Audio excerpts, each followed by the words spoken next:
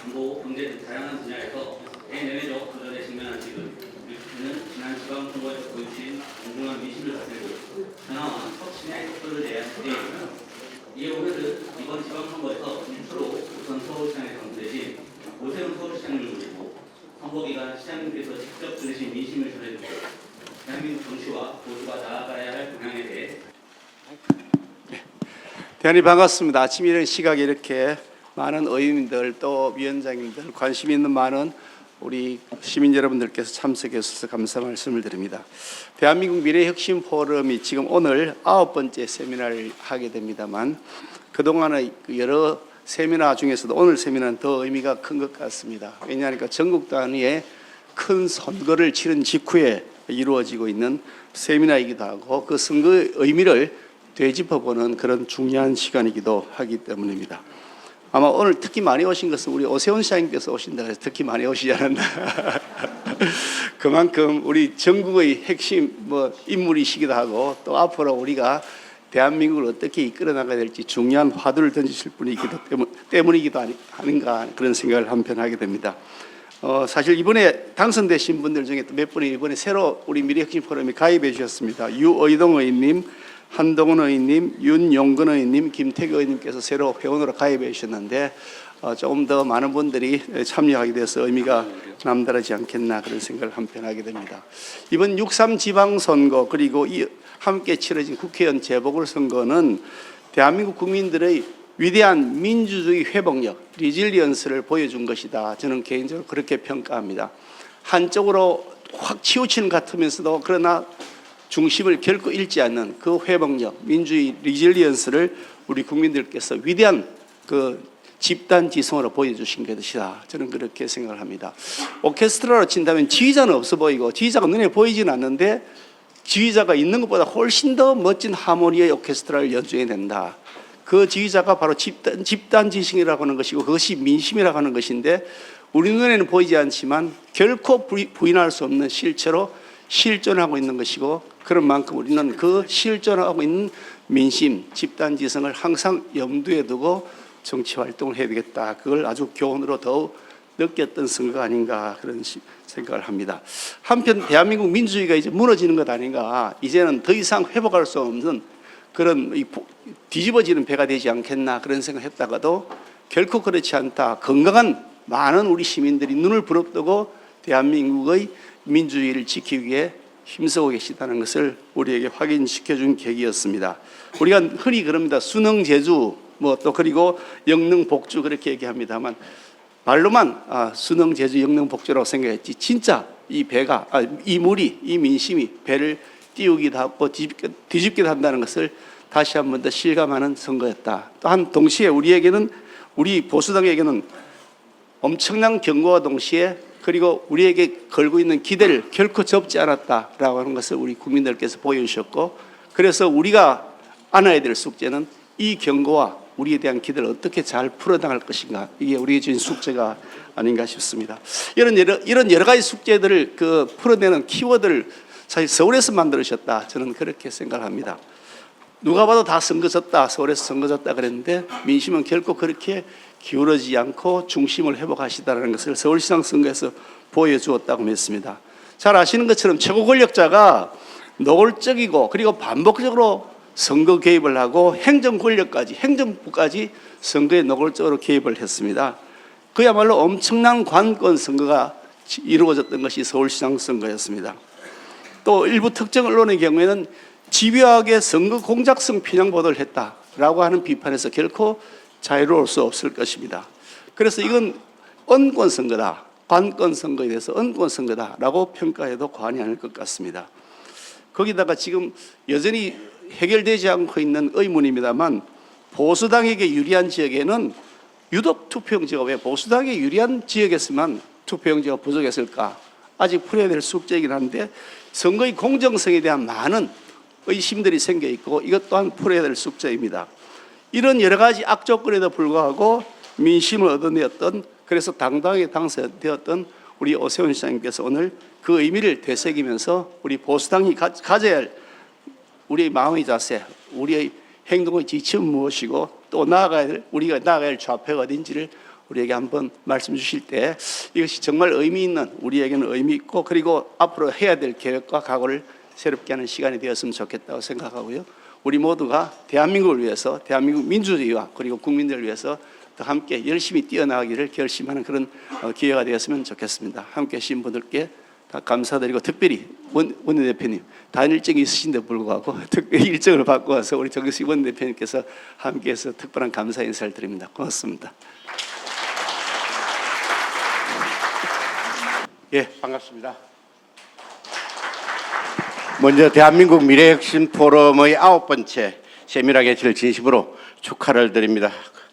국회 일정이 굉장히 긴박한데도 불구하고 국가의 미래 전략을 고민하기 위해서 보수가치의 회복과 미래라는 주제로 세미나를 개최해 주신 우리 김기현 대표님을 비롯해서 우리 회원이신 의원님들께 진심으로 감사의 말씀을 드립니다. 그리고 오늘 강연을 하기 위해서 국회를 방문해 주신 오세훈 시장님께도 감사의 환영과 감사 인사를 전해드립니다. 오늘 강연이 대한민국 정치가 직면한 과제를 성찰하고 앞으로 나아갈 방향을 모색하는 데 중요한 밑거름이 되기를 기대합니다. 조금 전에 우리 김기현 대표님께서도 말씀하셨습니다만 6.3 지방선거는 현명한 국민의 승리였습니다.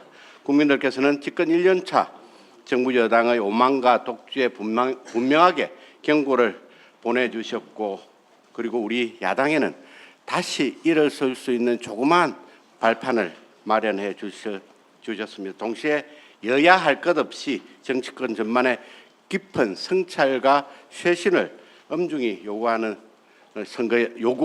선거 결과였다고 생각을 합니다. 이제 우리는 국민들의 그 뜻을 무겁게 받아들여서 다시 겸허한 자세로 출발해야 합니다. 과거에 얽매여 가지고 네가 잘했냐 내가 잘했냐라고 따지고 있을 시간이 없습니다. 오로지 미래를 바라보면서 하나가 되어 힘을 합치고 뼈를 깎는 쇄신에 나서야 한다고 생각합니다. 무엇보다 변하는 시대의 트렌드를 읽을 줄 알고 낡은 정치 문법보다는 유권자의 생각에 민감하게 반응하는 날쌘 야당이 되어야 할 것입니다. 저 역시 국민의힘을 유능한 보수 정당으로 이끌기 위해서 우리 의원님들과 함께 앞으로 나아가겠습니다. 다시 한번 세미나 개최를 축하드리고 함께해 주신 모든 분들께 진심으로 감사의 말씀을 드립니다. 감사합니다. 네, 귀한 말씀해 주신 정정식 원내대표님 감사합니다.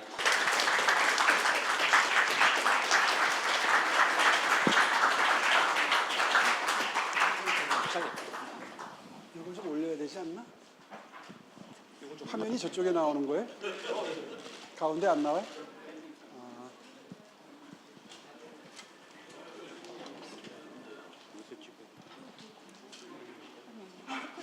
네, 여러분 반갑습니다. 아이고 이렇게 이런 아침인데 많이 관심들 가지고 함께해 주신 여러분들 정말 진심으로 감사드립니다. 또 이 자리에 이렇게 함께해 주신 우리 의원님들 또 당협위원장님들 마음을 모아주신 덕분에 정말 최선을 다해서 싸울 수 있었고 용기를 낼 수 있었습니다. 정말 감사하게 생각합니다. 그리고 오늘 절 이렇게 불러주신 미래혁신포럼 우리 김기현 선배님을 비롯해서 많은 분들께 좋은 기회를 주셔서 정말 감사드립니다. 이번 선거 끝나고 나서 많은 분석 기사들이 있었습니다. 지지율이 많이 여론조사상으로는 밀렸는데 어떻게 이겼느냐, 이게 아마 다들 신기하기도 하고 그리고 다소 극적인 장면이 연출됐었기 때문에 그 이유랄까요? 비결이 뭐냐에 대해서 상당히 많은 다양한 각도에서의 분석이 있었습니다. 근데 그 기사들을 저도 접하면서 미처 생각하지 못했던 이런 면도 있었구나 뭐 하는 깨달음도 가지게 됐고요. 또 한편으로는 이건 아닌데 나는 마음속으로는 이렇게 생각하는데 이제 이런 분석 기사들도 꽤 많이 보았습니다. 그래서 오늘 마침 선거 후에 적절한 시점에 이런 기회가 주어져서 저 스스로도 한번 마음을 정리를 해봐야 되겠다. 지난 선거를 회고하면서 정리하는 시간을 가졌다는 것도 굉장히 저한테는 의미 있는 기회였습니다. 이 짧은 시간에 저한테 한 30-40분 주어졌는데요. 뭐 그 복잡한 선거를 어떻게 다 정리할 수 있겠습니까만은 그래도 한 번은 이렇게 짚고 넘어가는 게 정말 의미가 클 것 같습니다. 그런 의미에서 정작 당사자인 본인은 그 승리의 바탕을 무엇으로 보는지, 그리고 우리 당에 어떤 인사이트가 전달돼야 한다고 보는지에 대해서 오늘 저 나름대로 정리한 시각을 전달토록 하겠습니다. 제목을 이렇게 적어봤습니다. 진심으로 보수의 가치를 전하다라고 정해봤는데요. 썼다 지우기를 반복해서 마지막으로 고른 제목입니다. 사실 서울시정에 조금만 관심이 있었던 분들이라면 지난 5년 동안의 저의 시정은 동행 매력 특별시라고 하는 비전 체계 하에 수십 수백 가지의 정책들이 잘 융합이 됐던 기간이라고 회고를 하실 겁니다. 약자와의 동행에서의 동행, 그리고 도시 경쟁력을 끌어올린다. 그 바탕에는 도시의 매력이 있다. 매력이 있어야 사람과 기업과 돈과 미래 패권 전쟁의 핵심인 기술도 다 끌어들일 수 있다. 뭐 이런 관점에서 동행 매력 특별시를 정점으로 해서 서울시의 비전 체계를 세우고 각종 정책들을 시민들께 전달해 왔는데요. 그 전달되었던 수많은 정책들이 아마 이번 승리의 바탕을 이루었을 것이고, 그 전달 과정에서 공통적으로 전달됐던 것은 저의 진심이었을 것이다. 이렇게 정리를 한 셈입니다. 그래서 오늘 유난히 마음이라든가 진심이라든가 그런 표현들이 눈에 많이 들어오실 겁니다. 한번 보기로 하겠습니다. 먼저 서론 부분에서 한번 정리를 해봤습니다. 많이 보던 그림이죠. 네. 지난 2022년 지방선거와 이번 지방선거 이렇게 그림을 놓고 보면 분명히 많이 진 선거입니다. 그렇죠?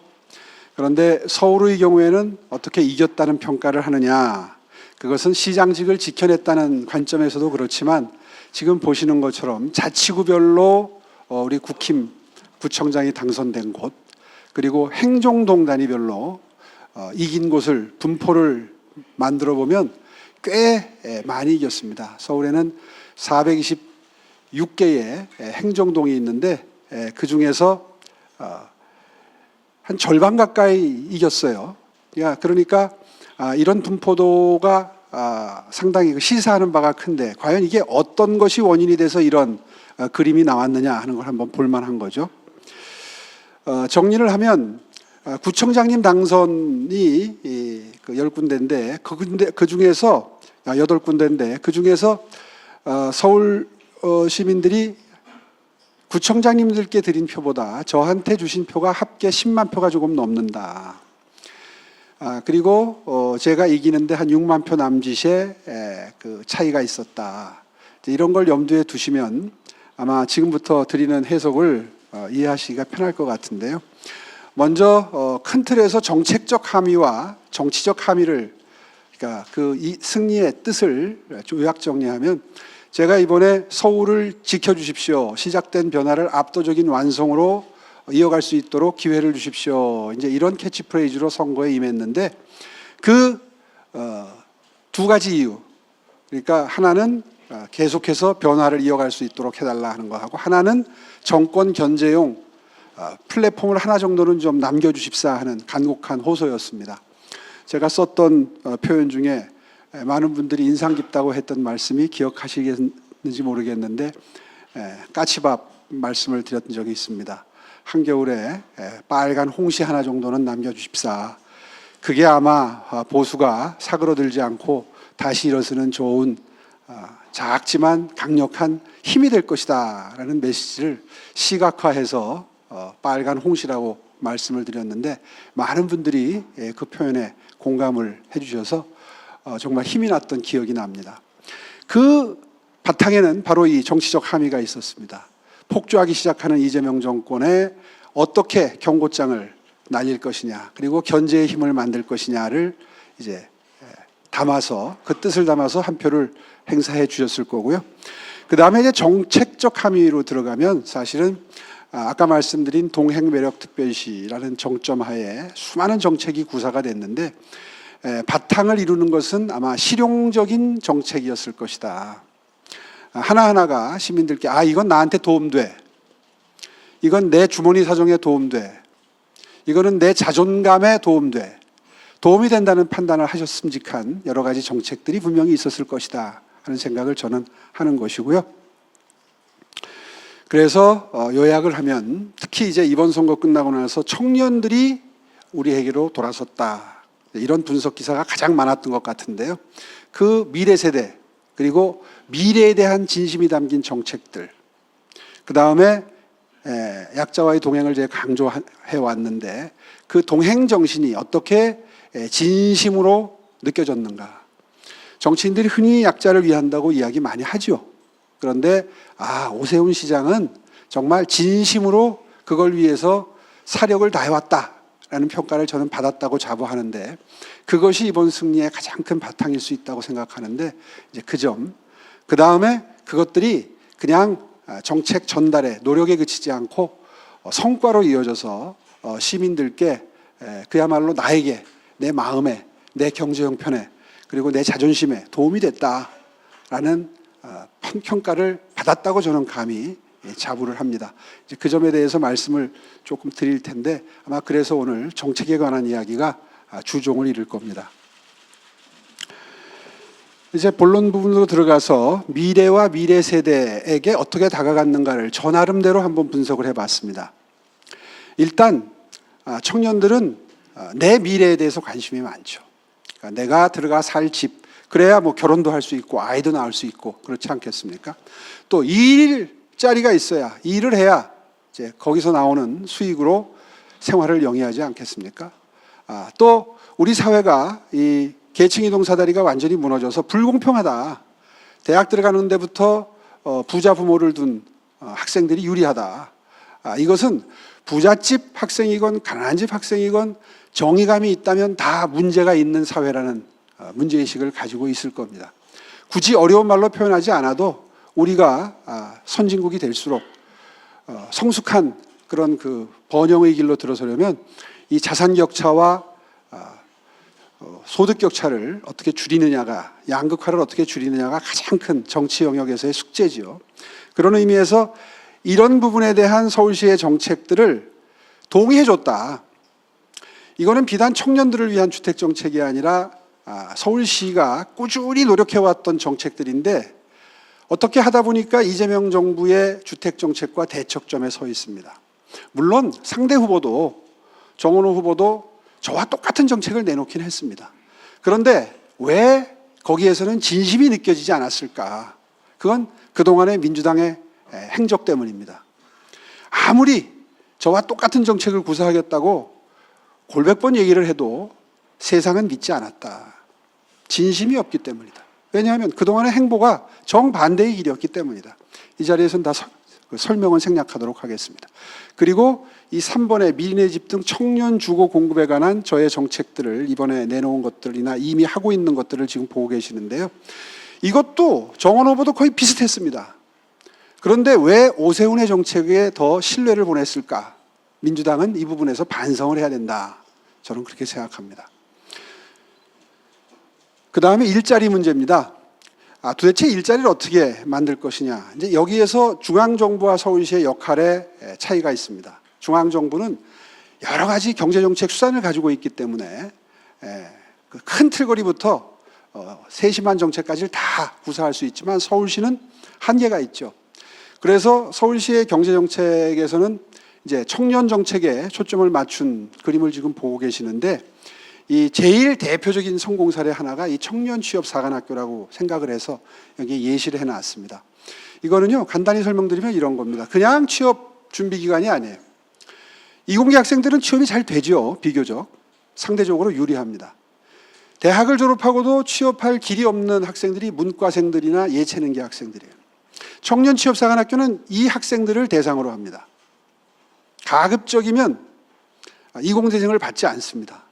그리고 한 6개월 정도를 집중적으로 디지털 AI 분야의 교육 훈련을 시켜서 당장 현장에 투입돼서 활용될 수 있는 인재로 양성을 해내는데요. 아주 양질의 커리큘럼을 가지고 있습니다.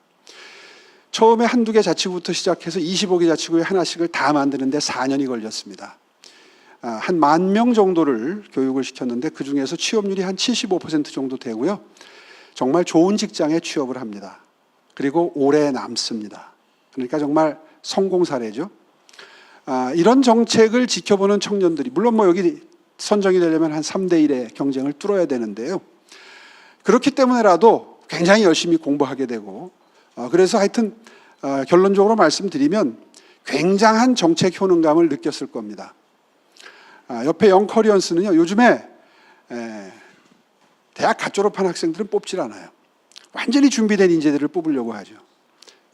취업 추세가 바뀐 거죠. 거기에 맞추어서 이제 인턴십부터 또 트레이닝 할 수 있는 기회를 부여하는 게 영커리언스입니다. 두 개만 딱 예를 들어 봤는데요.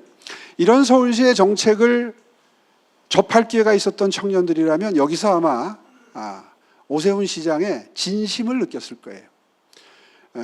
뭐 각 지자체마다 중앙정부도 이런 프로그램은 많습니다.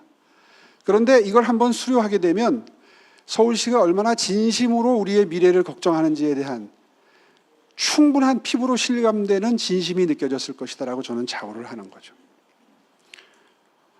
그 다음에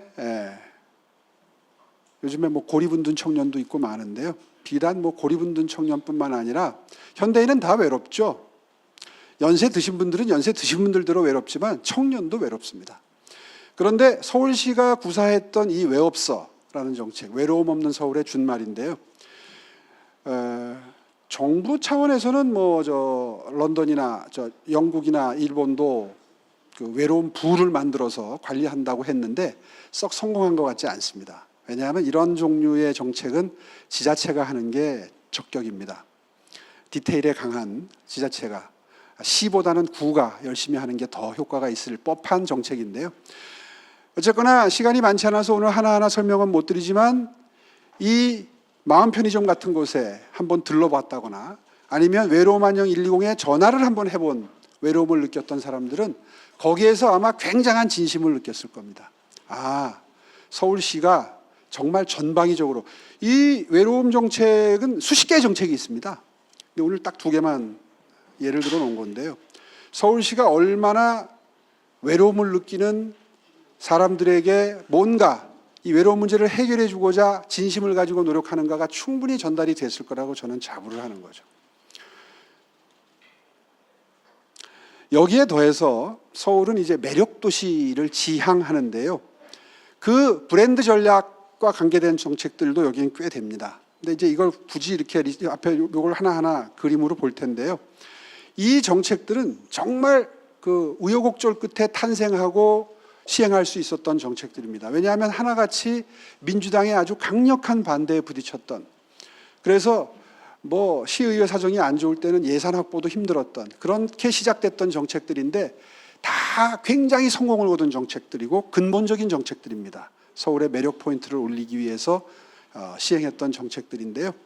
결국 그 비판을 넘어서서 결과적으로는 오른쪽에 빨간 글씨로 써놨던 이런 시민적인 반응, 뭐 저는 굉장히 성공을 했다고 생각하는데 이런 성취들을 그 반대를 극복하고 해내는 과정에서 본의 아니게 진심이 더 많이 전달이 됐을 것이다. 결과적으로는 그렇게 생각을 하는 것이고요. 하나하나 보면 어제 저녁 때 마침 월드컵 응원이 6월 25일 날 광화문 광장에서 있어서 미리 이틀을 땡겨서 6.25 행사를 감사의 정원 앞에서 했는데요. 정말 감동의 물결이었습니다. 정말 엄청난 이념적인 반대가 있었죠. 사실 반대해서는 안 되는 일이었는데 이걸 어떻게 정치적인 이념적인 접근을 해서 뭐 총리가 현장에 와가지고 뭐 이잡듯이 뒤져서 방해를 해라, 사실상 이런 지시를 하고 돌아갔어요. 말은 뭐 점잖게 무슨 절차적인 하자가 없는지 찾아봐라 이렇게 표현했지만 실제로 받아들이는 공무원들은 결국은 서울시 내부 절차를 이행 안 한 거를 찾아내가지고 공사 중단 명령을 내리는 우여곡절도 있었는데요. 어쨌든 결과적으로는 이 공간에 찾아온 서울 시민들은 굉장한 감동을 느끼고 돌아가십니다.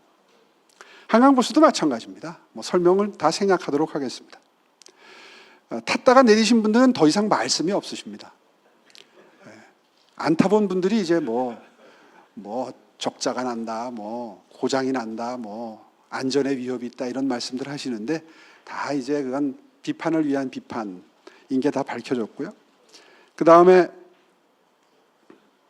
아까 말씀드렸던 서울런, 이게 아마 이번에 젊은이들에게 가장 큰 울림을 줬던 정책이라고 저는 생각합니다. 이게 전국으로 지금 벤치마킹이 돼서 퍼져나가고 있는데요. 경제 형편이 어려운 집안의 학생이라고 해서 좋은 대학을 못 들어가면 우리 사회는 적어도 공평한 스타트 라인에 설 수가 없게 되는 거죠. 이거에 대한 사회적인 공감대가 저는 있다고 생각하고요. 이거에 대해서조차 민주당이 극렬 반대했던 걸 저는 이해할 수가 없습니다. 아무리 뭐 사교육이니 공교육이니 명분을 들어도 어쨌든 많은 젊은이들은 이 부분에서 많은 감동을 느꼈을 거고 서울시의 정책의 진정성이 느껴진 아마 대표적인 사례였다고 저는 생각합니다. 지금부터 보시는 몇 가지는 이제 젊은 친구들이 대한민국에 대해서 굉장한 자부심을 가지고 생활을 합니다.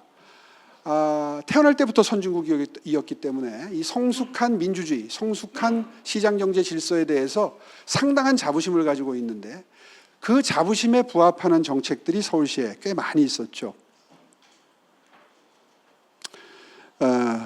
뭐 이번에 이걸 뭐 폭파하자는 사람이 있었는데 아마 국내에서 지어진 뭐 정부 지자체 막론하고 공공에서 투자를 해서 지어진 건축물 중에 수익을 내고 흑자를 내는 건축물은 아마 유일하지 않을까 저는 생각을 하는데 어쨌든 수도 서울을 대표하는 랜드마크 건축물이 됐습니다. 이 건축물에 대한 자부심, 또 디자인 서울에 대한 자부심, 이건 뭐 전국의 도시들이 다 서울의 디자인 매뉴얼을 그대로 가져가서 아마 전 국토를 개조하는 데 굉장히 큰 역할을 했던 제1기 시장 시절의 정책인데요. 또 한강 르네상스 역시 마찬가지죠. 많은 반발이 있고 반대가 있고 뭐 그 정말 여러분들 다 기억하시겠지만 결국은 서울에서는 서울이라는 도시는 아주 각박했던 여유 공간이 없었던 그런 실패한 도시계획의 도시였는데 한강과 334km의 지천변을 전부 다 여유 공간으로 바꾸어 놓음으로써 이 공간이 없으면 지금 이제 도저히 주말과 이 여가 시간을 상상할 수 없는 도시가 됐습니다. 또 뭐 생태계를 망친다고 환경단체조차 반대했었는데 이 보시는 것처럼 이제 한마디로 말해서 나무 그늘이 생겼고 삭과 뭐 도룡뇽과 뭐 이런 그 생태계가 완전히 살아났죠. 콘크리트를 전부 뜯어내고 전부 자연형 호환으로 지금 자연형 호환으로 한 90% 이상 바꿨거든요. 생태계가 살아날 수밖에 없죠. 어종을 비롯해서. 그러니까 이걸 반대했던 민주당과 환경단체 입장에서는 이런 성과를 보면 정말 유구무원입니다. 이런 어떤 그 청년들이 보기에 굉장히 자부심이 느껴지는 도시가 내가 누리는 서울이다라고 하는 이 점에 대해서 그 터무니없게도 민주당은 선거를 시작할 때 저를 무능하다고 이제 프레임을 정하고 시작을 했어요. 처음부터 끝까지 무능하다는 소리를 들으면서 선거를 치렀습니다.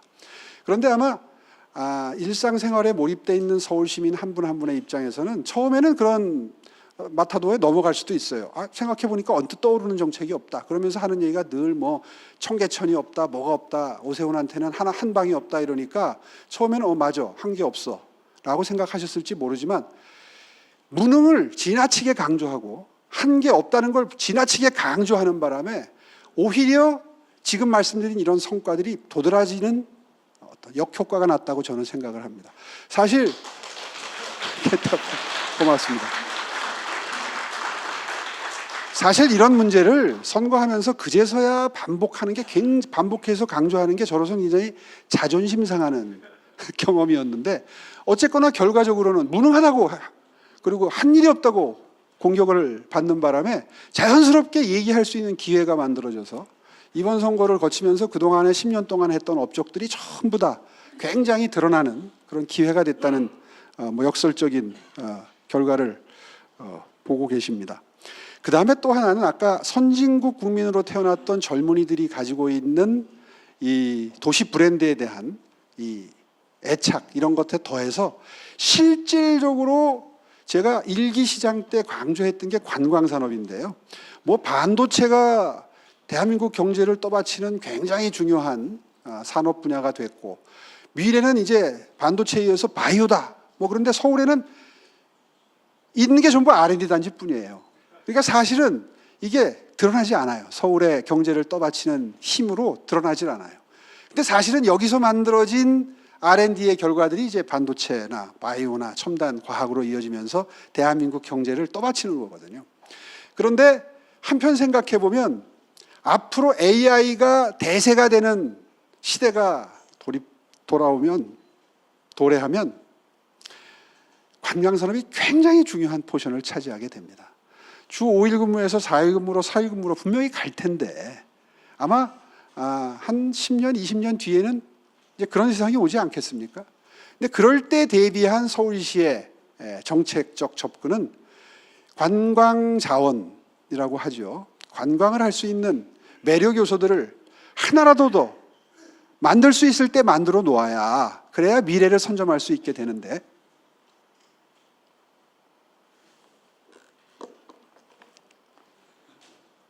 꺼져버렸어요.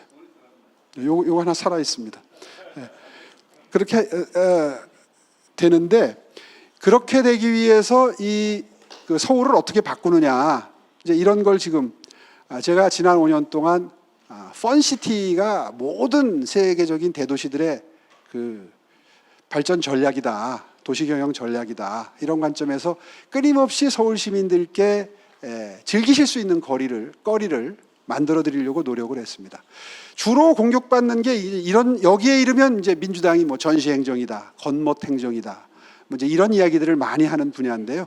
그러거나 말거나 굉장히 많은 투자를 해가지고 서울을 즐길 수 있는 도시를 만들기 위해서 노력해왔고 이게 아마 적어도 기성세대보다는 젊은 세대에게 굉장히 많이 다가갔을 것이다. 실제로 이런 그 각종 축제나 이벤트가 벌어지는 현장을 가보면 거의 대부분 30, 40대 이하의 젊은 층들입니다. 그러니까 어떨 때는 좀 어르신들께 죄송한데 이 정보가 전달이 안 돼요. 대부분의 이 정보 전달이 SNS나 이 IT를 통해서 전달이 되기 때문에 어르신들이 정보에서 소외되는 거죠. 옛날에는 무슨 모임을 가면 전부 동원된 인력이었기 때문에 어르신들이 대부분이었어요. 근데 요즘에는 어떤 행사를 가든 어떤 축제를 가든 젊은이들이 대세를 이룹니다. 그러니까 적어도 젊은이들에게는 정책 접근이 굉장히 쉬워진 거죠. 어쨌거나 이번에 이제 이 야간 경제 활성화에 대한 공약을 제가 했습니다. 우리 사회도 이제 어느덧 성숙한 시장 경제 단계에 진입을 해서 저녁 식사 후에는 일찍 가정으로 돌아가는 그런 라이프 스타일이 정착이 되기 시작했죠. 코로나 이후에. 그러다 보니까 노래방을 비롯한 야간 경제가 전부 다 이제 쇠퇴 일로에 있습니다. 근데 사실 도시 경제를 떠받치는데 이 야간 경제가 차지하는 비중이 굉장히 높거든요. 아마 기억들 하실 겁니다. 유럽에 관광 여행을 가시게 되면 저녁 식사 후에는 도시에서는 갈 데가 없어요. 깜깜해져요. 호텔방에 들어가면 허무해요. 아니 내가 호텔방에 있으려고 관광 왔나? 특히 한국 사람들은 바지런한데 시간을 알토란같이 써야 되는데 그 경험들 다 있으실 겁니다. 그래서 이제 야간 경제 활성화하겠다는 공약을 내걸었는데요. 25개 자치구의 야장을 다 하나씩 추천을 받아서 지정을 하고 거기에서 야간 경제가 활성화될 수 있도록 만든다. 몇몇 주요 도시에는 나이트 메이어 시스템을 도입을 하고 있는데 이제 서울시가 그 나이트 메이어 시스템을 도입을 해서 야간 경제를 활성화해 보겠다 하는 공약을 냈는데요. 아마 이제 7월부터 본격적으로 준비가 될 겁니다. 이 부분에 대한 설명과 아우러서 이 노들섬 예술섬 프로젝트 같은 것도요, 민주당은 반대했습니다. 아마 간표 요인이었을 거예요, 젊은이들에게는. 지금 민주당이 왜 우리가 젊은이들의 외면을 받는가에 대해서 굉장히 이제 노심초사하기 시작했어요. 뭐 청년 부를 만든다고 그래요. 근데 저는 DNA는 바뀌지 않을 거라고 생각합니다. 그러니까 이런 정책을 보면 이 사람들은 사치라고 생각해요. 그러니까 불필요한 투자라고 생각을 해요. 생각이 다른 거죠. 근데 전 사실은 이거야말로 DDP에 이은 또 하나의 서울의 랜드마크가 될 거라고 생각하는 야심작입니다. 이게 토마스 헤더윅의 작품인데요. 이 정책도 제가 서울을 지키면서 살아난 거죠. 아마 저 아닌 시장이 들어왔으면 당연히 폐기됐을, 이미 설계까지 마치고 착공까지 했는데 아마 폐기시켰을 가능성이 높은 정책입니다. 뭐 이건 설명이 필요 없죠. 동부권에 이제 새로운 경제 활력을 불어넣기 위한 정책인데요. 이렇게 지금까지 이 도시의 브랜딩을 위한, 도시를 어떻게 자부심이 느껴지고 그것과 아울러서 또 다른 부수적인 효과는 관광 수입이라고 하는, 선진국은 한 국가 경제에 많으면 한 10에서 15%까지 관광 산업으로부터 창출을 하는데 우리는 아직도 뭐 한 3% 남짓밖에 안 되거든요. 갈 길이 멉니다. 실제로 과거에는 단체 관광객이 많았기 때문에 사실은 면세점 정도나 돈을 벌었잖아요. 근데 지금은 골목까지 다 골목골목 찾아 들어갑니다. 개별 여행객이 많아졌기 때문이죠. 예를 들면 뭐 신당동 떡볶이 골목도 가고, 그 다음에 저기 관악구의 뷰티거리도 찾아가고, 용케 찾아갑니다. 관광객들이 기가 막히게. 가보면 어떻게 여기를 알고 왔을까 하는데 관광객들이 돈을 쓰고 있어요. 그렇기 때문에 서울 경제를 살리는데 이 관광산업만큼 도움되는 게 없다, 이런 주장이 이제 먹히기 시작하는 거죠. 10년 전에 제가 미래를 내다보고 관광산업에 투자할 때는 참으로 서러웠습니다. 맨날 저 사람은 전시행정만 한다. 맨날 저 사람은 경제는 안 보살피지 않고 지 체면치레 행정한다. 뭐 이런 식의 비판이 사실 먹혔거든요. 참 외롭고 고독한 투쟁이었는데 이제는 제법 이제 시민들이 이해할 수 있는 그런 상황이 된 겁니다. 그 다음에 두 번째가, 첫 번째가 청년층을 대상으로 한, 미래 세대를 대상으로 설득력을 가졌던 정책들이라면 지금부터는 이른바 약자와의 동행 정책입니다. 사실 민주당은 뭐 입만 열면 뭐 서민을 위한다, 어려운 사람 위한다. 근데 결과적으로는 늘 그분들께 폐해가 되는 정책만 펼쳐왔는데 실제로 우리 당은 그 프레임 전쟁에서 패배한 상태죠. 우리는 부자 정당 프레임에 갇혀 있을 수밖에 없습니다. 그런데 국힘 소속의 서울시장이 모든 정책의 우선순위에 약자와의 동행을 놓고 정책을 구사해 온 것이 아마 젊은이들에게는 상당히 보수에 대한 인상을 바꾸는데 기여를 많이 한 부분이라고 저는 생각을 하고요. 실제로 우리 당원 당규에도 모두의 약자와의 동행이 들어가 있습니다. 안심소득 내지는 뭐 디딤돌 소득, 기본소득 유예, 이런 정책을 구사하는 것이 들어가 있어요. 그럼에도 불구하고 이제 많은 프레임 전쟁에서 패배를 해왔던 것인데 아마 서울시정 10년을 지켜보면서 그 점에 대한 평가가 많이 바뀌고 있다, 저는 그렇게 자부를 합니다. 이제 굉장히 그 성공을 거둔 그런 정책들인데요. 이걸 이제 정부에서도 가져가기 시작했습니다. 다른 지자체에서도 많이 가져가기 시작하고요. 그러니까 이런 정책들을 통해서 그 결과가 과연 이게 진심으로 통했는가? 그동안에 오 시장 당에서 불러가지고 강연시키면 맨 이것만 와갖고 소개하고 자랑하고 이거 해야 된다고 여러 번 들으셨을 텐데 이 자리에서 상세한 설명을 생략하도록 하겠습니다. 밥 한 끼를 드려도 자존감을 충족시켜주면서 드려야 된다, 뭐 이런 거 기억나시죠? 뭐 동행식당, 옹기창고, 이번에 저희 시민동행선대위에 그분들이 다 들어와서 함께 해주셨는데요. 표로 나타납니다.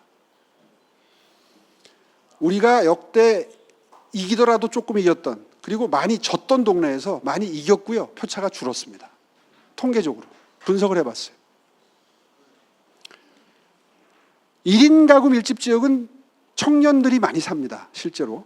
특히 뭐 여기 쭉 보다가 저기 화양동 같은 데는 저기는 정말 대학생들 많이 사는 데입니다. 회기동 같은 데, 여기는 안 나왔나요? 회기동 같은 데는 전부 대학생들 그 하숙하는 데가 많습니다. 그런 동네에서 많이 이겼습니다.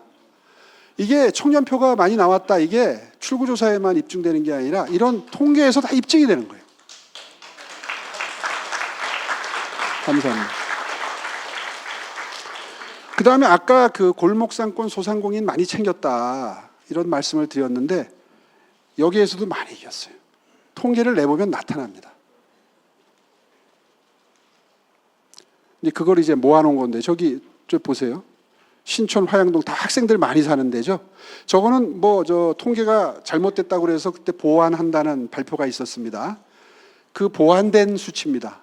그 그래프를 보시면 20, 30대의 지지가 어떻게 저에게 왔는지 이런 것들이 지금 통계적으로 보이는데요. 특히 이번에 특색은 사실은 한 3년 전까지만 하더라도 제가 대학에 강연을 가게 되면 강연 끝나면 이제 사진 찍기 위해서 줄을 섭니다. 그런데 보통 한 10분에서 20분 사진을 찍어드리면 한 2, 300명 찍어드릴 수 있는데 줄 서 있는 남녀 성비를 보면 그때 한 2, 3년 전까지만 하더라도 한 8대 2 정도 됐었어요. 그러니까 압도적으로 남성이 많은 거죠. 그런데요, 작년부터 변화가 생기기 시작하더니 이번 선거에는 그 남녀 성비가 한 6대 4까지로 줄었습니다. 그러니까 이건 피부로 실감하는 거예요, 다니면서. 특히 30대 여성의 경우에는, 특히 유모차를 끌고 있는 여성의 경우에는 예외 없이 호감을 표시하는 그런 경험을 이번 선거 기간에 많이 할 수 있었는데, 그것 역시 오늘 시간 관계상 다 생략했지만 저는 진심을 담은 정책의 승리라고 생각을 합니다. 어쨌거나 이 삶의 질은요, 현대인들은 전부 건강, 내 건강이 제일 중요해요, 사실은. 근데 이런 정책들도 아주 극명하게 느껴지는, 피부로 실감나는 정책적 성공이 있었다 하는 것이고요. 이게 정원도시 프로젝트를 오른쪽에 보시는 거고, 그 다음에 다 서울 시민의 한 3분의 1이 쓰고 계시는 손목닥터 9988, 또 서울 체력장 올해부터 시작했는데요. 제가 1호 공약이 강철 체력 활력 서울이었습니다. 아마 의외였을 거예요. 1호 공약을 대부분 뭐 부동산 정책을 해야 된다부터 시작해서 뭐 지하철 놔준다고 하는 것부터 시작해서 많은 밤들을 무릅쓰고 건강, 모든 인류의 꿈은 무병장수, 건강장수다. 그런데 그거를 흐릿하게 정책적으로 접근하는 게 아니라 구체적으로 어떻게 만들어드리겠다, 이거를 약속할 수 있는 유일한 지자체였을 겁니다. 왜냐하면 손목닥터 9988이라는 대박 성공 정책이 있기 때문입니다. 세 번째로 정리를 하자면 이제 이 정책 효능감인 건데요. 제가 정치는 역시 이 비전 설정이 중요하죠. 목표를 제시하고 이걸 해내겠습니다 하는 비전을 제시할 때 이제 신뢰가 생기고 진심이 느껴지는 거죠. 이번에 기억하실 겁니다. 가슴팍에다가 글로벌 탑3라고 써붙이고 마지막 그 마무리 유세 그 스피치를 했던 걸 혹시 기억하시는지 모르겠는데, 그 처절한 스피치 속에 바로 이런 그 글로벌 탑3의 꿈이, 비전이 녹아 있었던 거죠. 실제로 유능하다고 제 스스로 저 사람들이 아무리 저를 무능하다는 프레임에 가두려고 해도 뭐 청계천이 없다 이런 식의 표현을 해도 꿈쩍도 안 하고 자신만만했었던 이유, 이 표 한 장에 다 들어가 있는 겁니다. 21년도에 제가 시장으로 돌아와서 25년도까지 수많은 글로벌 평가 기관들이 서울에 대해서 내놓은 각종 평가 지수, 순위 한결같이 우상향입니다. 근데 이걸 뜯어보면요, 일기 시정 때 높았던 수치가 박원순 시장 때 낮아졌던 게 다시 원상 회복되는 과정임을 알 수가 있습니다. 그림을 그리면. 그러니까 저 사람들은 정말 뻔뻔한 사람들이에요. 정말 적반하장.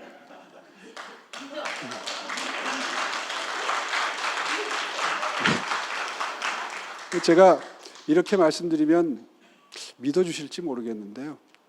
지지율이 여론조사상 한 10% 이상 떨어지는 게 한두 달, 두세 달 계속되던 기간이 있었습니다.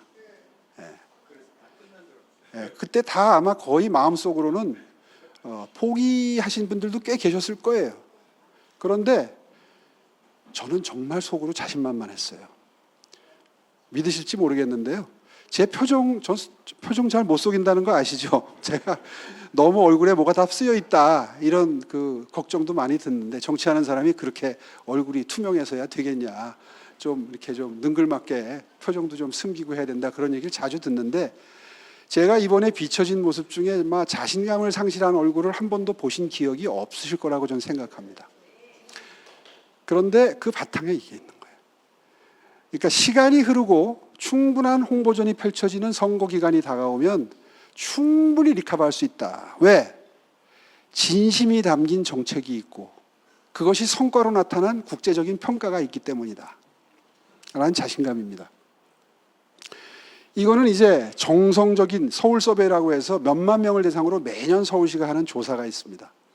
수치가 매년 올라요. 21년 이후에 이렇게 쭉 변화한 걸 보면 매년 올라요. 그러니까 시민들이 그동안에 느꼈던 서울시정에 대한 평가는 엄연히 긍정적인 것이었거든요. 그런데 상대가 저를 어떻게 규정하든 그거는 아마 단기적인 어떤 그 캠페인 기간, 캠페인 기술에 불과할 뿐이지 시간이 흐를수록 아마 비교가 격차가 벌어질 것이다. 이런 믿음이 있었던 거죠. 이런 건 이제 뭐 솔직히 말해서 한류덕도 많이 본 그런 순위이긴 하지만 어쨌든 우리 서울 시민 혹은 특히 젊은 층일수록 서울시에 대한 자부심이 정말 굉장히 강합니다. 근데 그 자부심에 걸맞는 서울시장을 가지고 싶어 하는 것 역시 분명한 사실인 거죠. 그게 이제 제 미천이기도 했고요. 어쨌거나 제가 글로벌 탑3를 목표로 한다고 했을 때 아마 많은 분들이 이걸 정치적인 구호로 받아들이셨을 수도 있겠어요. 그렇지 않습니다. 이게 전부 합해져서 글로벌 탑6가 돼 있는 거거든요, 서울시가. 여기서 뭘 어떻게 바꾸면 글로벌 탑3가 될지는 알고 있어요. 그걸 이제 현실적으로 해낼 수 없는 분야들이 있습니다. 쭉 보다 보면 정부가 해야 될 것들이 있어요. 그런 것들은 서울시가 어쩔 수 없는 것이고. 그래서 이제 이게 제가 다시 시장으로 돌아올 때 7위였는데 이제 6위 만들어놨고 올 연말이면 5위 올라갈 거고 그리고 4년 뒤면 3위까지 올라갈 수 있다 하는 고맙습니다. 사실 제 집무실에는요 아직 5위 안 됐는데 5위로 붙어 있어요. 이미 만들었다 생각하는 거죠. 올 연말이 되면 싱가포르 제낀다 하는 생각이 바탕에 있는 거죠. 자, 이제 뭐 여러 가지 정책에 대해서 설명을 드렸는데 이제 무엇을 이번에 인사이트로 느낄 것이냐. 몇 개 예에 불과합니다. 정년 연장 같은 문제가 나왔을 때 과연 청년들이 어떤 느낌을 받을 것이냐. 불을 보듯 뻔하죠. 우리가 어떤 정책적 스탠스를 취해야 될지가 분명해집니다. 이 정부는 노조 친화적인 정부입니다. 우리가 어떤 스탠스를 취해야 될지 뭐 비교적 분명하죠. 또 확장 재정에 대한 생각, 또 뭐 안보에 대한 생각 분명히 할 필요가 있죠. 이번에 이런 그 우리의 정체성을 전달함에 있어서 수치를 보면은 정말 놀랍습니다. 항상 우리는 이 디지털이나 이 인터넷 공간을 활용한 선거전에서 상당히 조금도 아니고 상당히 열세였습니다. 근데 이번에 이 릴스 도달한 거 비교를 한번 숫자를 보세요.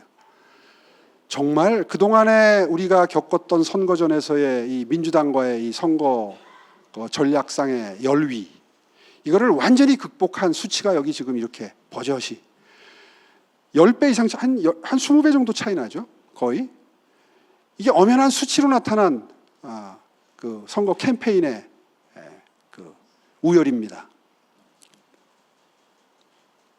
거기에는 이제 이런 진심이 작동을 했다. 특히 이 맨 오른쪽에 있는 이 주적 챌린지 같은 거는요. 이번 선거에 굉장히 저희한테 유리하게 작동했습니다. 저도 실제로 이 질문을 갑자기 기습적으로 받았는데요. 반판공원에 열심히 다니고 있는데 어느 청년이 와가지고 갑자기 휴대폰 들이대면서 이게 찍으면서 주적이 누구라고 생각하세요? 묻더라고요. 그래서 얼떨결에 답변을 했는데 저는 그게 저한테만 한 건 줄 알았더니 이 사람들이 돌아다니면서 후보들한테 계속 들이댄 거예요.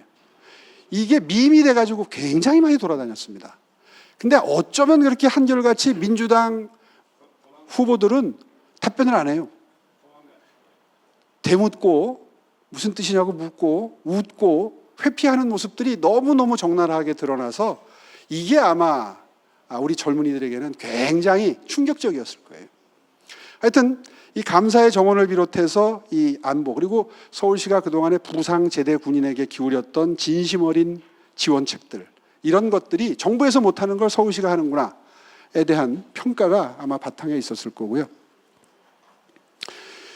두 번째는 이제 진심을, 제가 오늘 진심, 마음 이런 말씀을 정말 많이 드렸는데, 뭐 저는 여의도를 떠난 지가 꽤 오래됐기 때문에 국회 사정이나 당내 사정에 관여할 그런 입장에 있지 못한 기간이 매우 길었습니다. 그것이 이제 당내 스킨십이 부족하다는 평가가 나오는 뭐 근원적인 바탕이기도 한데요.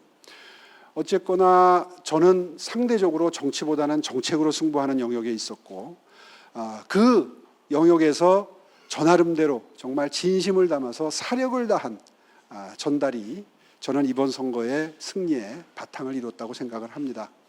특히나 저는 초선 의원을 마무리할 때쯤에 이제 그 정치개혁 3법을 통과시킬 때 아마 지금은 이해하기 어려운 그런 그 당시로서는 지금도 이해하기 어려운데 그때는 정말 파격적인 내용이었는데, 그 중에서 뭐 정치 자금 이런 건 차치하고라도 제가 심혈을 기울였던 것은 사실은 중앙당 제도의 폐지입니다. 아마 의외로 아마 이 자리에서 처음 듣는 분들도 많으실 텐데요. 세계적인 정치 현상을 정리를 해보면 특히 우리가 흔히 거의 매일 뉴스로 접하는 미국 같은 경우가 원내 정당이지 않습니까? 당 대표가 별도로 없어요. 그렇죠? 생각해 보니까 그렇죠. 원내 대표, 뭐 옛날식 표현으로 원내 총무가 휘퍼라고 그래서 정치를 주도합니다. 저는 대한민국이 과잉 정치화된 사회라고 생각합니다. 무슨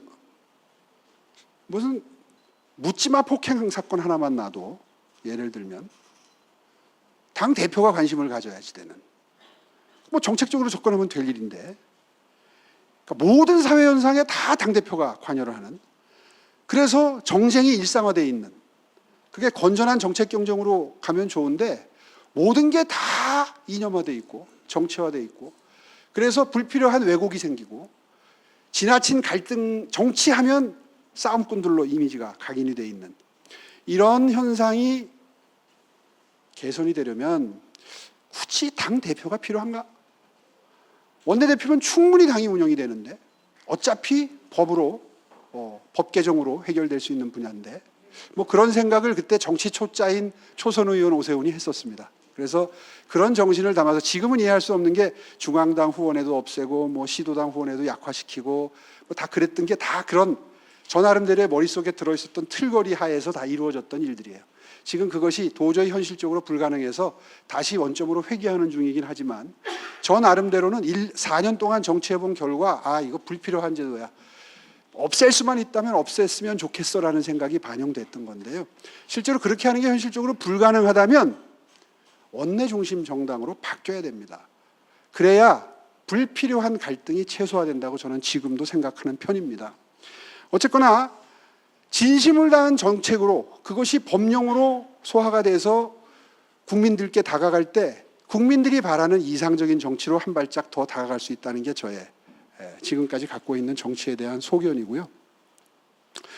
마지막으로 사실은 이제는 참 들어보기 힘든 구절이 통합, 뭐 화합 이런 건 정말 저 어디 옛날에나 통했던 뭐 정말 그야말로 이상적인 뭐 그런 가치로 치부가 되는 현실입니다만은 그래도 통합과 화합이 국민들께 주는 메시지의 울림의 크기는 가장 클 것이다.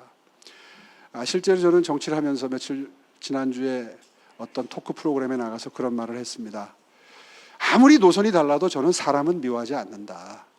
사람은 싫어하지 않는다. 않으려고 노력한다. 솔직히 말하면. 그분한테 전화도 하고 결정적인 뭐 모멘텀이 있으면 축하 전화도 하고 감사 전화도 하고 사실 그렇게 하려고 노력하고 살아왔습니다. 그리고 아무리 저하고 노선이 달라도 인간적으로 적대시하는 관계는 되지 말자. 적어도 마음속으로 노력은 합니다. 근데 사실 이런 가치가 많이 퇴색해버렸어요. 불필요해졌어요. 오히려 싸움을 잘 걸고 싸움을 잘 하는 사람들이 정치적으로 이익을 얻고 정치적으로 더 오래 생존하는 그런 정치 풍토가 돼버렸는데 적어도 아무리 우리가 야당으로서 여당에게 시달리지만 그동안에 가슴속에 멍울이 생기고 한이 맺혀 있지만 그러나 적어도 국민들께는 그걸 그렇게 드러내놓고 싸움에 능한 사람이다 나는 이런 걸로 국민들께 다가가는 것은 아이들을 보기에도 부끄러운 일이다. 정치적인 실리는 혹시 챙길 수 있지만 그런 마음가짐이 마음 한편에는 남아 있어야 한다 하는 강조를 꼭 드리고 싶습니다.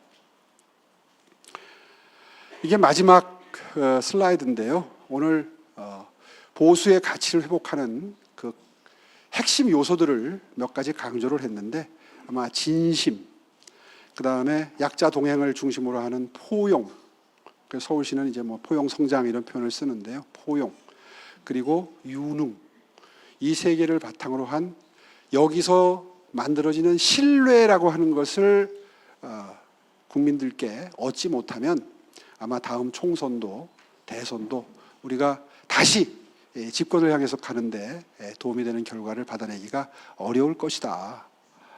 진리는 평범한데 있는 법인데요. 역시 돌고 돌아서 복잡하게 설명했지만 그리고 제가 정치보다는 정책의 영역에 더 오랫동안 머물렀기 때문에 주로 정책을 가지고 설명을 드렸지만 아마도 이런 만고불변의 진리는 변함이 없을 것이다. 저는 그렇게 생각을 하고요. 우리 당이 국민들로부터 신뢰를 바탕으로 사랑을 받는 그런 정당이 되었으면 좋겠습니다. 오늘 강연 마무리하겠습니다. 고맙습니다. 네, 감사합니다. 소중한 특강해 주신 오세훈 서울시장님께 다시 한번 이제 질의응답 갖겠는데요. 질의응답 전에 잠깐 특강 전에 오신 분들이 있어서 짧게만 소개해 드리겠습니다. 먼저 조배숙 의원님 참석해 주셨습니다. 네, 인천 연수울의 김기흥 당협위원장님 참석해 주셨습니다. 네, 이어서 질의응답을 갖도록 하겠습니다. 많은 질문이 있으시겠지만 오늘 강의 내용과 관련된 주제에 대해서 해주시면 좋겠고요.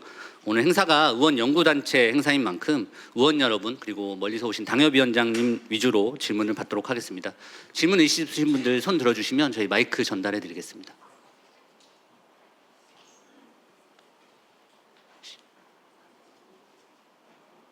가감 없이 질문해 주셔도 됩니다. 워낙 명강의를 해가지고 궁금하신 게 없어요. 이왕이면 의원님들하고 당협위원장님들 먼저 질문을 좀 받고요. 그 다음에 시간이 남으면 일반 참석하신 분들 질문을 좀 받도록 하겠습니다. 그냥 받을까요? 박수영 의원님. 네, 박수영 의원님.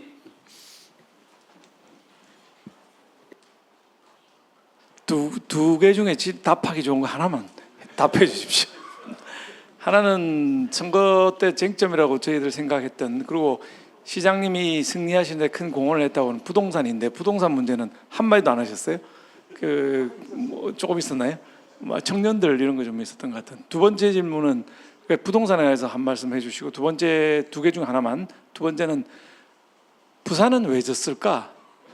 시장님 어떻게 보시는지 궁금합니다. 아이고 아주 좋은 질문을 해주셨는데요. 사실은 저는 개인적으로는 박형준 시장님이 고등학교 1년 선배십니다. 고등학교 대학도 참 고등학교 대학이 다 1년 선배신데 개인적으로도 굉장히 가깝고 그런데 참 가슴 아픈 결과인데요. 여러분도 알고 저도 아는데 굳이 이 자리에서 제 입을 통해서 말씀드리면 너무 상처에 소금을 뿌리는 느낌이 들 것 같아서 말씀을 좀 자제를 해야 될 것 같고요. 사실 좀 안타깝습니다. 제가 이렇게만 말씀드릴게요. 선거를 시작하면서 확실하게 제가 해둔 게 있습니다. 다 기억하시죠? 등록을 2번 미뤘죠? 그때 이런저런 평가가 있었습니다. 근데 그때 박형준 선배님께 전화를 드렸었습니다. 함께 하시는 게 좋을 거다 하는 취지의 제안을 드렸어요. 근데 박형준 시장님이 저한테 그러시더라고요. 서울은 서울대로 사정이 있고 부산은 부산대로 다르다. 그 한마디를 듣고 제가 그 다음부터는 그런 제안을 드리지 않았습니다. 근데 그때 저하고 함께 하셨으면 어땠을까? 뭐 이런 아쉬움이 좀 남아요. 결국은 뭐 답변을 다 드린 셈이 됐는데 그 점에 대한 답변은 그 정도만 하고요.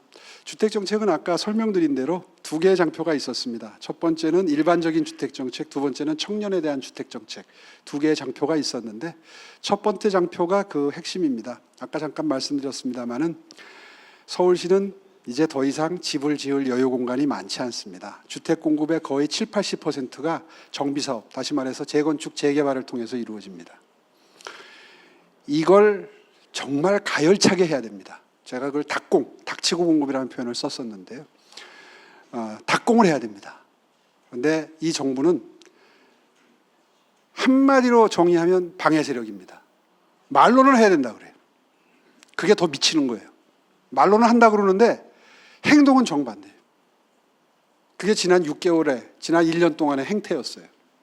모르겠습니다. 이번에 이제 1년 지나고 지난번에 1주년 기자회견 하는 것까지 지켜봤을 때는 고집스럽게 계속 할 것 같은 느낌이었는데 최근 들어서 약간의 변화의 조짐이 보이는데 그게 변화의 단초인지 아니면 또 뭐 하는 척만 하는 건지는 모르겠어요. 앞으로 한 석 달 정도 지켜봐야 된다고 저는 생각하는데 이 정비 사업에 대한 진심 어린 지원, 정부의 지원이 있을 때 시너지 효과가 나겠죠. 두 번째, 임대 정책에 대해서 발상을 180도 바꿔야 됩니다. 민간 임대사업자, 등록 임대사업자들에 대한 탄압, 저는 탄압이라고 규정합니다. 엔티한 정책 스탠스를 바꾸지 않으면 시장에 공급되는 물량이 줄어들 수밖에 없고 그 줄어든 효과는 결국은 경제적인 취약계층들의 전세, 월세난으로 귀결이 됩니다. 이걸 목청껏 외치고 있는데 지금까지는 오히려 반대 방향으로 가겠다는 시그널만 나오고 있습니다. 이 두 가지가 가장 핵심입니다. 그 정책 기조 하에 서울시가 할 수 있는 건 다 하겠다 하는 게 서울시의 의지입니다. 네. 네, 그럼 위원장님 먼저 한번.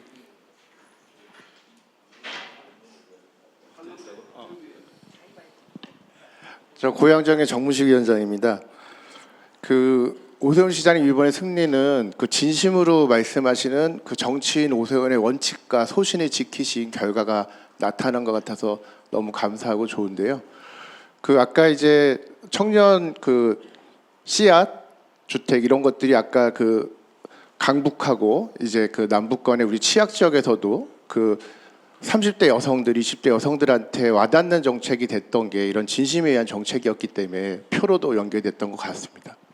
앞으로도 더 그런 좋은 정책들로 승부하실 수 있는 기회가 더 많았으면 좋겠고요. 저도 두 가지 질문을 드리고 싶은데 우리 시장님 벌써 5선이라는 우리 서울시장 천대 미문에 이제 기록을 세우시면서 많은 시간을 가지시고 정책으로서 승부할 수 있는 그런 기간이 있었습니다. 근데 지금 보면은 아까도 확장 정책과 긴축 정책에서 나왔듯이 이 정권은 정말 무도하게 이렇게 하면서도 여론을 선동하고 이렇게 언제나 능하게 하는 좌파 진영의 홍보 노리들이 있습니다. 근데 저희가 이제 당장 이제 총선을 앞두고 있는데 이 상황에서도 저희가 이제 장기적인 당연히 유능하게 또 진심으로 하는 원칙과 소신을 지키는 정치로서 국민한테 선택을 받아야 되지만 이렇게 선동하고 갈라치기 하는 능한 좌파에 대해서 단기적인 대책도 있어야 될 것 같은데 우리 시장님의 해안을 좀 듣고 싶고요. 또 한 가지의 질문은 지금 잠실의 올림픽공원에 있는 많은 청년들은 정말 자유민주주의 체제의 근간이 흔들렸던 이 정말 독재 정권에서도 유례를 볼 수 없는 이런 사태에 분노하고 있습니다. 그리고 또 우리 시장님한테 거는 기대가 아주 많은 것 같습니다. 저도 주말이라든가 야간에 이렇게 가서 젊은 청년들과 대화를 나눠보면은 이번 시장님이 승리하신 거나 또 그다음에 우리 자유민주주의 체제에 대한 확신과 소신이 있는 대화들을 많이 나눴습니다. 이 청년들과 우리 지금 자유민주주의를 지키려고 노력하시는 분들한테 대한 시장님의 해안을 하나 또 말씀해 주시면 감사하겠습니다. 네, 좋은 질문 감사합니다. 이것 역시 역순으로 답변을 드리자면요. 사실 이제 선거가 끝난 지 벌써 한 3주 정도 됐나요? 이젠 조금 정리가 돼가는 것 같아요. 네, 올림픽공원 젊은이들의 마음이 아마 뭐 재선거를 처음에 많이 외쳤잖아요. 근데 저는 그걸 그렇게 받아들였습니다.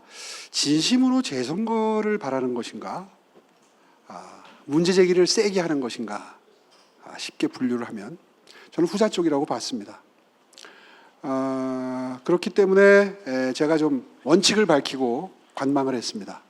제가 밝힌 원칙은 진상규명이었습니다. 특검이 됐든 국정조사가 됐든 뭐 수사가 됐든 어떻게든 이번 기회에 선관위가 얼마나 나태하고 그리고 부주의하고 때로는 정말 일의 진심이 아닌 조직인지를 만천하에 알리는 게 굉장히 중요하다고 생각을 했어요. 이게 이제 그 여러 가지 형태가 뭐 수사를 해도 되고 밝혀지고 있습니다. 어느 정도 밝혀지고 나니까 지금 이제 그 니즈가 어느 정도 충족이 되고 정리가 되는 수순으로 가고 있는 것 같아요. 그러나 그런 움직임은 아마 꽤 길게 조금 강도는 약하지만 길게 갈 겁니다. 결론이 날 때까지 갈 거라고 생각을 하고요.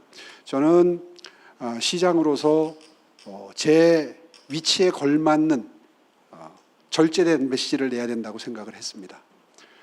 그거는 초지일관이었기 때문에 가능했습니다. 실제로 선거 결과가 저한테 유리하게 나오기 전에도 일단 개표 중지만 얘기를 했지 재선거 얘기는 제가 안 했던 걸 기억하시는 분들이 계실 겁니다. 사실은 그때 그 조금 판단을 잘못했으면 좀 더 과격한 입장이 나갈 뻔도 했어요.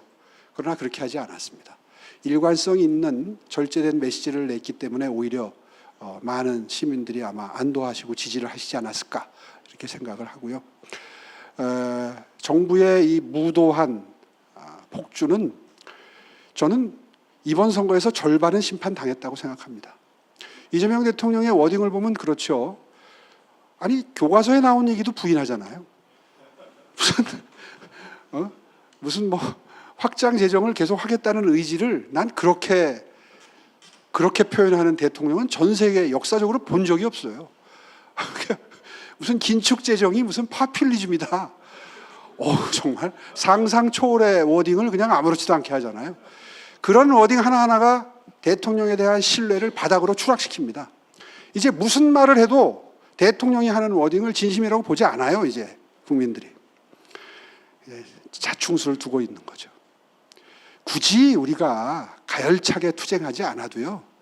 그런 오만한 행태가 반복적으로 일어나게 되면 대통령은 스스로 자멸의 길로 가는 겁니다. 그걸 굳이 야당이 필요 이상으로 불필요하게 의지를 표명한다든가 극단적인 용어를 써서 비판할 이유가 굳이 있을까? 그렇게 사리에 맞지 않는 얘기를 할 때는 그냥 웃고 뭐 그렇게 생각하는 게 오히려 더 국민들께는 안도감을 드리고 안정감을 드리는 대처가 아닌가 그렇게 생각하고요.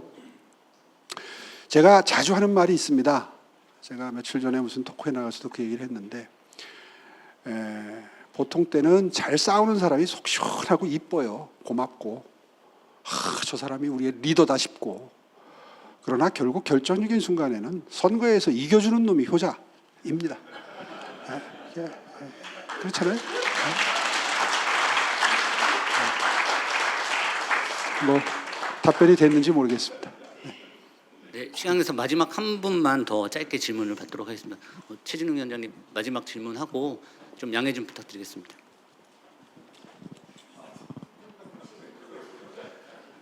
제가 꼭 해야 됩니다. 네, 그럼 한 분 더 받도록 하겠습니다. 최진웅 예, 위원장님. 안녕하십니까. 저는 용인을 당협위원장 최진웅이라고 합니다. 이번에 우리 오세훈 시장님의 당선을 진심으로 축하드리고요. 사실 용인도 그렇습니다. 용인도 힘 있는 여당 그 딱 캐치프레이즈 하나 가지고 나와서 무조건 이재명의 사람이기 때문에 이길 수 있다라고 했지만 결국 시민이 선택해 주신 우리 이상일 시장님이 당선이 되셨고 우리 서울도 오세훈 시장님 당선이 되셨습니다. 하지만 지금 저희 용인은 절체절명의 위기에 있습니다. 특히 반도체 이슈죠. 왜냐하면 국가산업단지로 지정이 됐음에도 불구하고 이제 민주당의 국회의원들이 대표적으로 나서서 저쪽 밑으로 가지고 가겠다, 뺏어가겠다라고 이야기를 합니다. 근데 마찬가지라고 생각합니다. 힘 있는 여당 그리고 또 이제 이재명 대통령의 끊임없는 어떤 여러 가지 지금 말씀하신 포퓰리즘들 그런 것들이 앞으로 시정을 운영을 하시는데 엄청난 반대, 또 시의회도 그렇고 이제 앞으로 서울시도 그렇고 용인시도 마찬가지입니다. 계속해서 이제 말도 안 되는 걸로 이제 반대에 의한 반대, 그리고 무조건 저 사람은 잘못됐다라고 하는, 저 사람이 하는 일을 뭐든지 반대할 거다라는 그런 부분들이 앞으로도 계속될 것이고, 그런 부분들인데 사실 우리 용인시도 그렇지만 서울도 마찬가지라고 생각합니다. 앞으로 그 부분을 어떻게 이겨내실지와, 그리고 또 저희 용인은 서울하고 근거리지 않습니까? 좀 우리 시장님과 같이 함께 또 힘을 합쳐서 좀 우리 수도권을 지켜주시면 좋겠고, 이 자리에 계신 많은 우리 국민의힘 의원님들께 간곡히 부탁드립니다. 저희 용인 반도체 꼭 좀 지켜주셨으면 좋겠습니다. 네, 질문 이상입니다. 한 분 더 말씀을 듣고. 네, 그럼 하정대 위원장님 아까 질문까지 같이 받고요. 그 다음에 답변하시고 마무리 짓도록 하겠습니다. 예, 반갑습니다. 예, 국민의힘 부천병 상임위원장 하정대입니다. 제가 질문하려는 두 가지인데요. 두 가지는 상호 연관되어 있습니다. 예. 첫 번째는 지금 이번에 우리가 이제 6.3 지방선거를 했는데, 우리 당에서는 아마 여기 계신 분들 많은 분들이 마음속에 지금 제가 질문하는 것들을 갖고 있을 텐데 밖으로 드러내는 거는 아마 두려워할지도 모르겠습니다. 근데 우리 당에서 이번 6.3 선거와 관련해서 어떻게 평가하는지 자체도 지금 서로 인식이 많이 다른 것 같습니다. 그러다 보니까 지금 앞으로 나가야 되는데 앞으로 나가지 못하고 이 안에서 계속적으로 지금 싸우고 있는 상태입니다.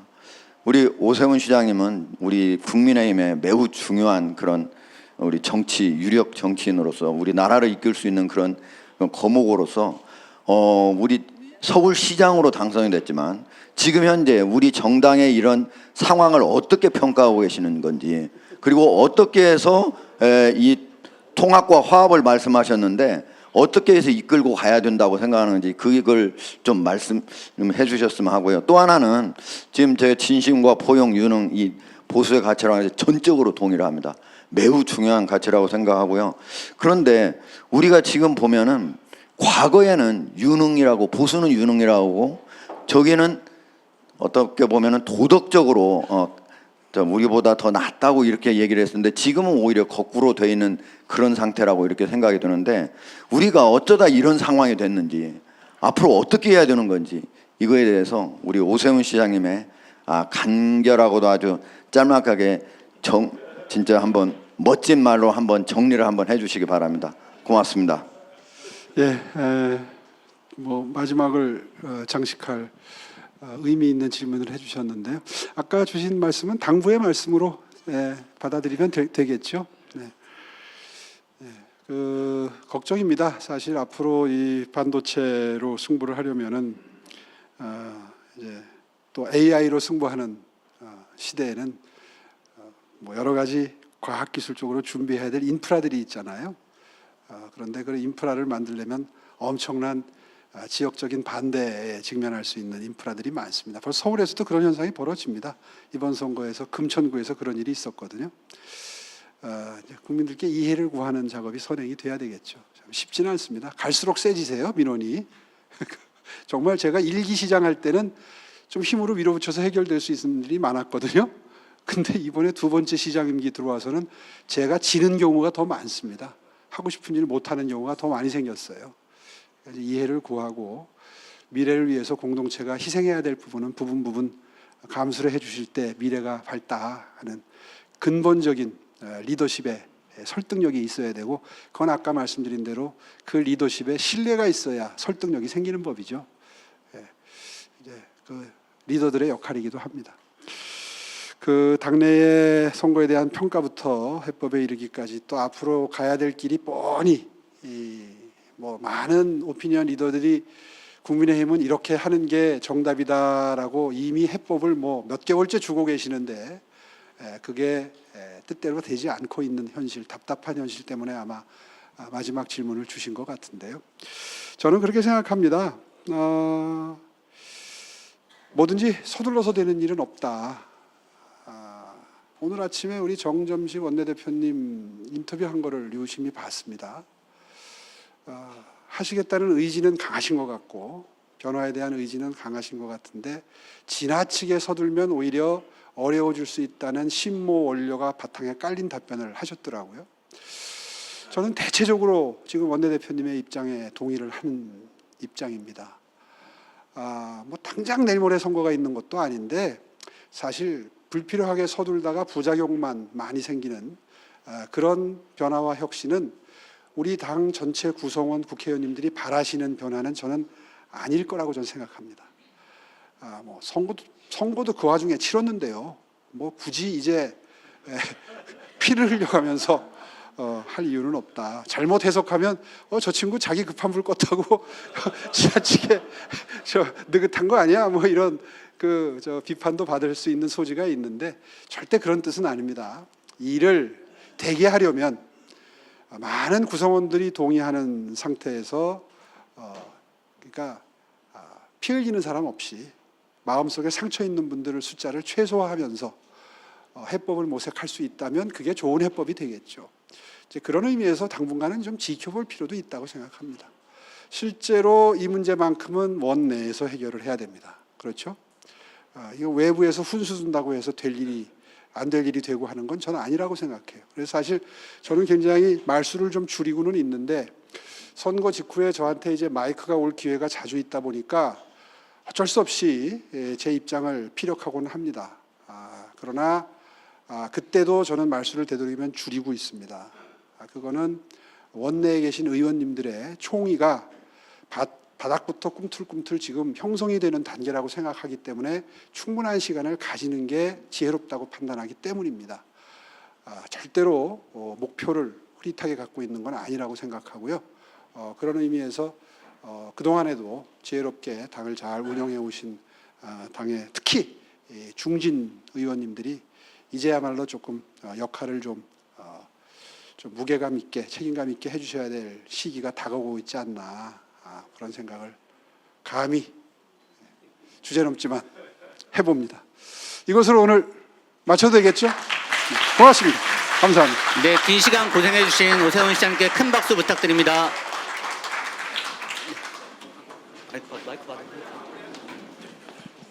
네, 마지막으로 김기현 회장님의 인사 마무리 발언이 있도록 하겠습니다. 잠시만. 네, 먼저 정자세로 찍겠습니다. 하나, 둘, 셋.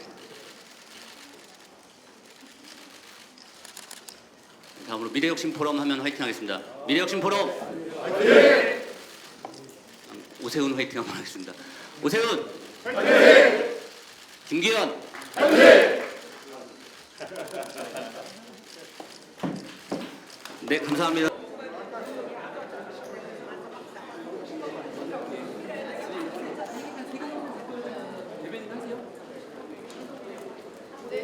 질의응답 시작하겠습니다. 오늘 앞서서 특강에서 질의응답이 많았기 때문에 저희 다음 질의 때문에 많이 못 받는 점 양해를 좀 부탁드리겠습니다. 질문하실 분 손 들어주시고요. 상황 밝혀주시겠습니다.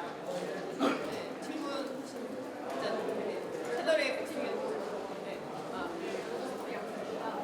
서울시장 시장님의 승리가 대통령 체제 정치에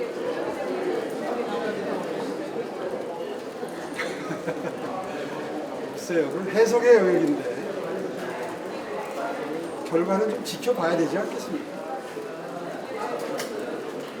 다음 질문하실 기자님, 한국일보 김준영. 정부가 양도세, 보유세 강화에 대해서 지난번에 문재인 정부의 뭐 회복이다라고 말씀하셨는데 정부가 세대 잠깐만 이제 약간 강행하면 서울시에서 어떻게 대응하실 건지 궁금하고요. 그리고 아까 정점식 원내대표님이랑 얘기 나누신 걸로 봤는데 어떤 얘기 좀 나눴는지. 지금 세금 문제에 대해서 질문이 있었습니다. 양도세, 보유세에 대한 정부의 정책 방향이 이제 조금씩 구체화돼 가는 상황에서 서울시의 대응 방안에 대한 질문입니다. 사실은 세금 정책에 관한 중앙 정부의 재량권이 거의 100%죠. 서울시가 대응할 방법은 정책 수단은 거의 없습니다. 서울시는 보완 대책을 낼 수 있을 뿐이겠죠. 그러나 그 방향이 현실화되는 과정에서 시간적인 여유가 아직은 좀 있는 만큼 대통령께 면담 신청도 해놓은 상태예요. 그게 현실화되지 않으면 국무회의에 참석해서 말씀드리는 방법도 가능합니다.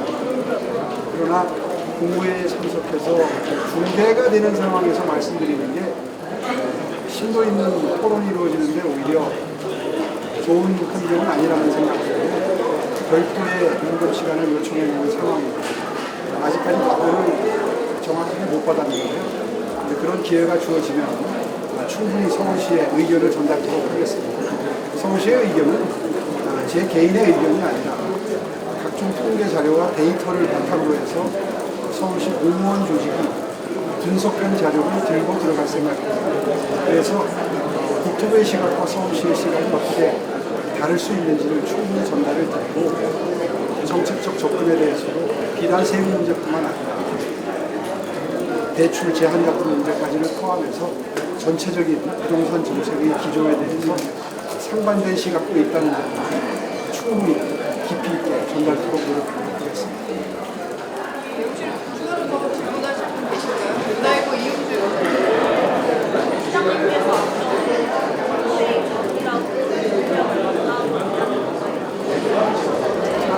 크게 말씀드립니다.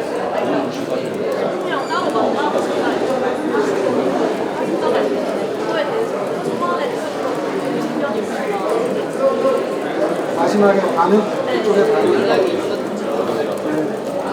방금 전에 말씀을 드렸습니다만 아직은 구체적인 해답이 없었습니다. 시간이 아직 좀 남아 있습니다. 첫 번째 국무회의가 7월 7일이거든요. 새 임기 시작되고 첫 국무회의에 참석하겠다고 제가 말씀을 드렸습니다. 그 날짜까지는 아직도 열흘 이상 날짜가 남아있기 때문에 기다리도록 하겠습니다. 저희 다음 저희 이제 마지막으로 받겠습니다. 네.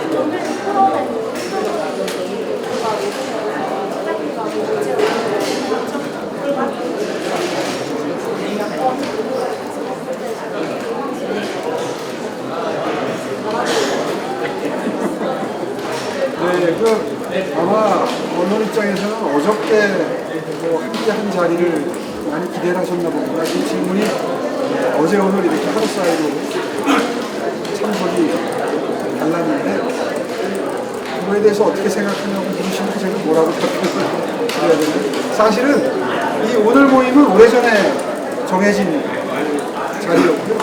어저께 모임은 불과 며칠 전에 연락을 받았습니다. 근데 사실 선약이 있었습니다. 밝혀도 되죠. 국가유산청장이라 조찬 모임이 계획이 되어 있었습니다. 아시다시피 그 세운지구 종묘를 둘러싼 세운지구 문제 때문에 정부와 좀 엇박자가 있었지 않습니까? 그래서 선거 전에도 한 3번 정도 배웠고 어저께도 만나뵈었습니다.